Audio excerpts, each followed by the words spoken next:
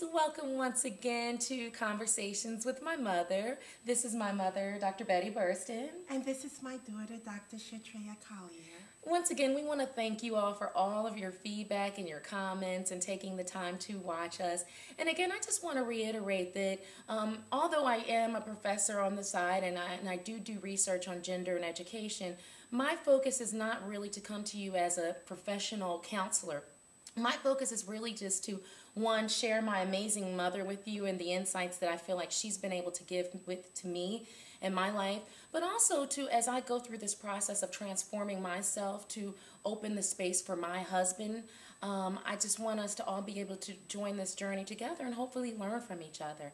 So today we're going to be focusing on masculine and feminine energy. And I know, Mommy, at one point you said you felt like I was becoming hard. And I realized that to a certain extent in the past, I started taking on more of a masculine or yang energy in the relationship, even though I consider myself a yin energy female. So we're going to be drawing from Dr. Pat Allen's book today, Getting to I Do.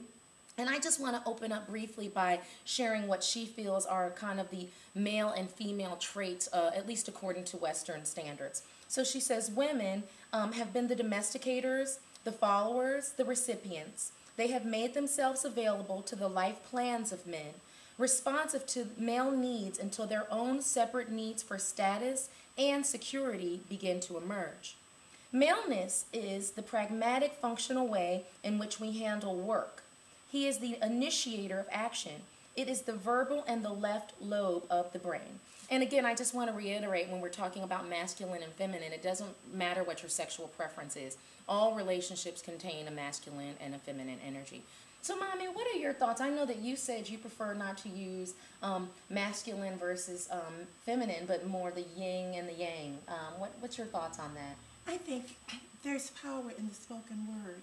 And oftentimes what we do is to use old terminology that ends up making us have old ways of thinking.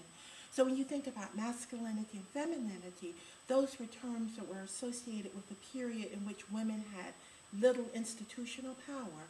And so the whole notion was women using our feminine wiles in order to get that which we wanted. And so what I like to use is the term yin and the term yang, because they are more neutral terms. Mm-hmm. And those are all terms too, though. I mean, those are terms that have arisen from the ancient Chinese tradition. Oh, I know, but they're new in terms of Western thought. I should say they're more value neutral. Mm-hmm. Okay, I appreciate that. Now, where do you fall? Are you, because some people would say, well, I'm a feminist or I'm a womanist. What do you consider yourself? Or do you consider yourself a feminist? Absolutely not. Never have been, never will be. Even though I acknowledge and I applaud the fact that that the institutional power that women now have is directly correlated with the feminist movement. Yes, absolutely. So it's a very valuable period in our history. Yeah. But you know what I think is challenging for a lot of us, because I think the feminist movement to a certain extent made many of us androgynous beings, especially now in this day and age, where it's like, well, I can be both. But I think it's really interesting because Dr. Pat Allen, she says, a person who tries to be both is a narcissist. And any relationship they get involved in is destined to fail. Well, I think that a person who tries to be both is going to end up a bipolar person. Uh-huh. So what do you consider yourself? You're not a feminist. What are you? Oh, wait, are you a womanist then? No, I'm not a womanist.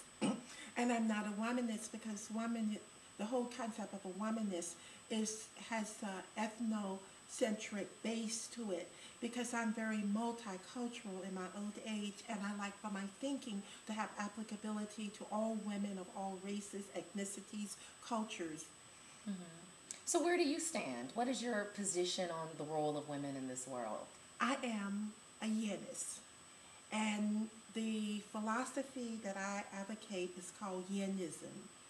You can't find it anywhere because, as far as I know, I'm the only person who has this unique set of premises and conclusions based upon that. My whole notion is that we as women have tremendous personal power. We always have had. This is the reason we used to be burned at the stake for being witches. This is the reason that every society on earth has sought to create institutional constraints upon us, because people have feared the personal power that we as women have. But the tragedy is that so many people of your generation don't know it. They're forgotten. They don't. Well, I don't know if you're forgotten. You just don't know how much personal power. And because of that, you feel fragile. You feel afraid. You feel threatened. You feel you have to protect yourself from males. You feel under attack. And that is not the case, because powerful people don't have to fear others. As powerful women, we don't have to fear others. Now, as a woman from the younger generation, though, when you say power, I immediately think of exerting some type of force on someone else. How do you view it as exerting force? No. When I think about power, what power is the ability to do those things and to accomplish that which we choose to. And I'm saying that between males and females, it is, I hope the males don't watch this, and I hope my husband doesn't watch it. But between males and females, because I don't want my husband to know how much power women have. You know what? That is so funny. Can I share the quote from Dr. Allen's book, because I think it's funny? Mm-hmm. In Dr. Allen's book, when she's talking about male-female roles, she says, for feminine energy women, she says, I promise to respect my chosen man and his thoughts, suggestions, ideas, and plans, even when I know I'm smarter and can do it better.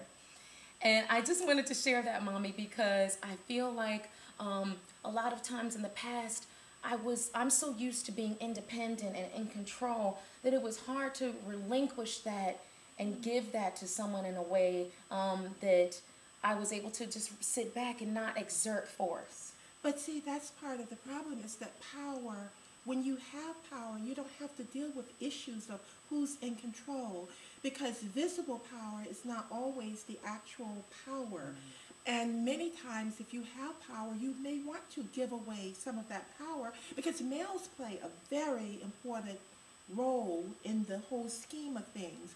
The complementarity between a yin power, force energy, and a male energy, when those things are working together, that's extreme power. Yeah. So that's why we have to have God in our lives in order to help us. Once we activate this power as women, we have to have God in our lives so that we end up not abusing, that power. One of the things that, one of the questions you had asked me earlier is, how do we as women begin activating that power? So one of the first things we need to do is to first study history and say, this woman says we have all of this power. I don't see it. If you study history, you'll see it. Just think about it. Think about some of the people in history. Tell them some of the people that, when you think about it. Well, I mean, I just, off the top of my head, definitely Cleopatra. There's like in the whole lineages of Egyptian goddesses and queens. I mean, there's a whole lineage of powerful women. And even more recently, what about Anne Boleyn? You would not be, most of you who are watching us are Protestants. You would not be Protestants if it weren't for a woman.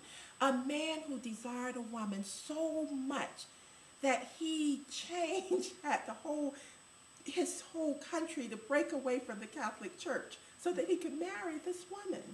And one of the assignments that we would like for you to do is to go back between now and next week in history and start studying history and looking at how women have changed the course of history, and put it in an email and send it to us so that we can, talk about it on the show, and we'll give you full credit for your research. But more than that, it's going to help you to begin creating a whole viewpoint of who we are in relationship to men. And you notice, as women, people of power don't have to talk loudly. We don't have to, walk. We don't have to try to push and prod our way. Yeah. It can be accomplished. Did you see the movie, what is the one about Memoirs of a Geisha? Uh-huh.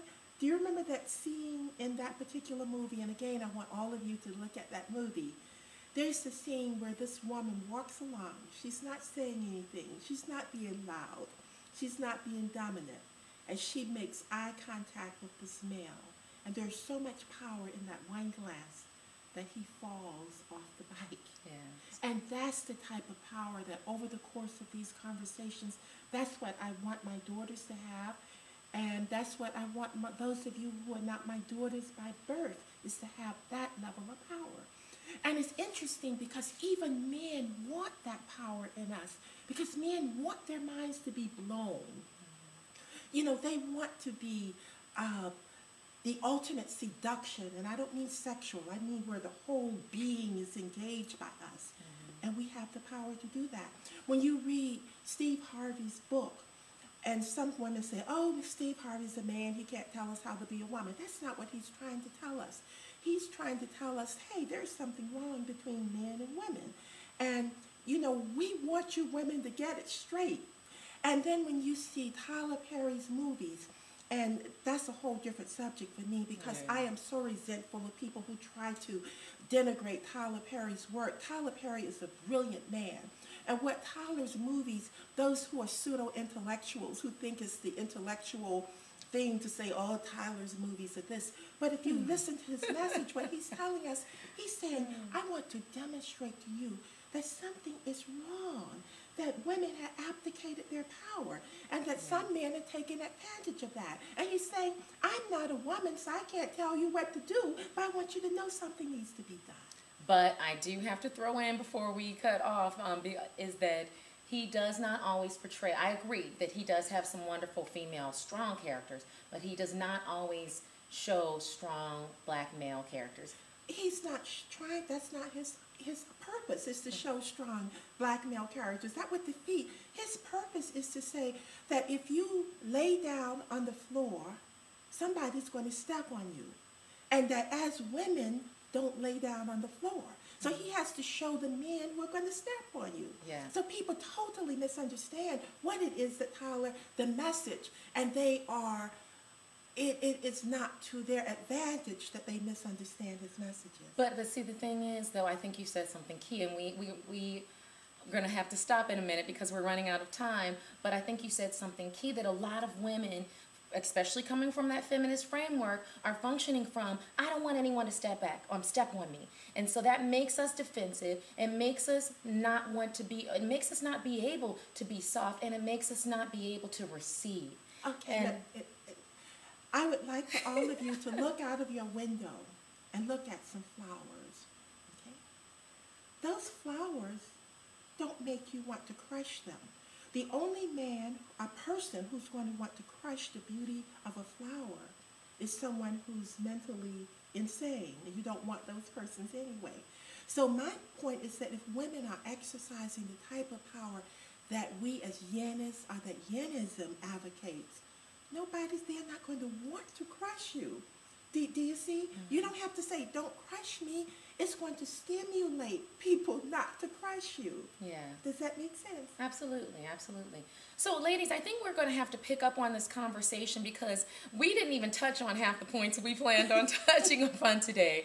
And one of the key ones is that I wanted to learn from my mom was, again, how do I go back and just become soft again?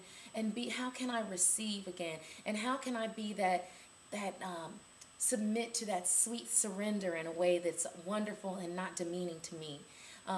So we're going to come back with that on our next webisode. Anything you want to add before we go, Mommy? Yes, I would like for them to put out some sugar and put out some vinegar and see which one.